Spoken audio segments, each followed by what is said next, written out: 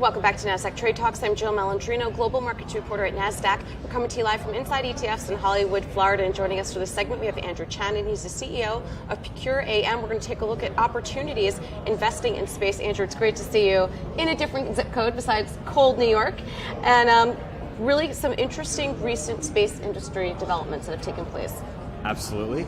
Recently, we've seen the appointment of a commander for the Space Force, which further shows America's desire to plant its flag in a new arena for the military. And this is something that I think shows a much broader trend of this being a new domain that is extremely critical for the U.S. and its strategic military assets, as well as positioning itself and maintaining its position as a global superpower. So seeing that strong endorsement from the federal government is a very big step for the space industry. Another one recently actually is in Iran, and from the various conflicts with Iran, people have started to notice the importance of satellites and how important they are for imagery and actually seeing what's going on down on Earth, and as well as for communications and secure communications. So a lot of geopolitical issues right now are being a significant driving force for the space economy. All right, you're also seeing some more corporate buy-in as well, Virgin Galactic IPO. And I think when you have the opportunity for private and public groups to work together,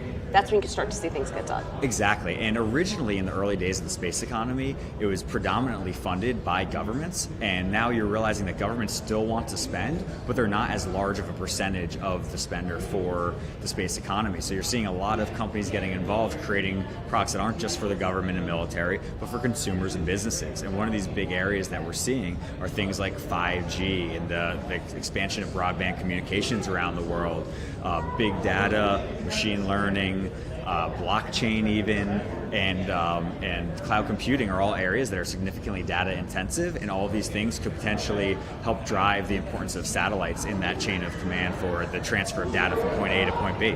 All right, this is my favorite stat to discuss with you. About $415 billion was spent on the space economy in 2018.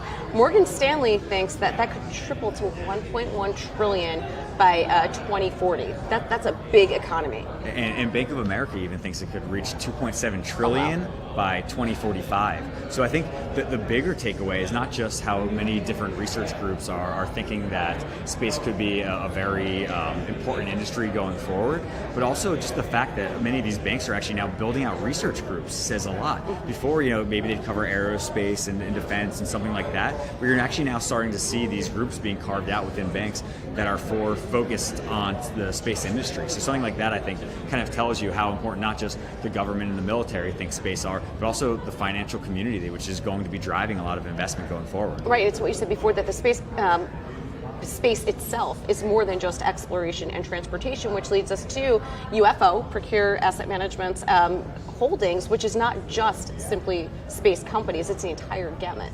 Exactly. So if you actually look at UFO and the holdings, the index was developed in part by a former director of the Space Foundation, an individual named Michael Walter Range, with a very strong understanding of space technology, space policy, and the different players that are involved. So having him being able to help drive some of this index creation is very important. What you'll notice is you do have a company like Virgin Galactic, which is going to specialize in space tourism in there. We also have a lot of the satellite and communications companies. So they're already making revenues and helping people, companies, governments, militaries on planet Earth today. So what the future looks like, we'll see. But right now, it's a lot of satellite companies that are driving the space economy forward. It's interesting, space policy. I've never actually thought about it from that context. That's got to be a really interesting area to focus on, because there really is no precedent for that.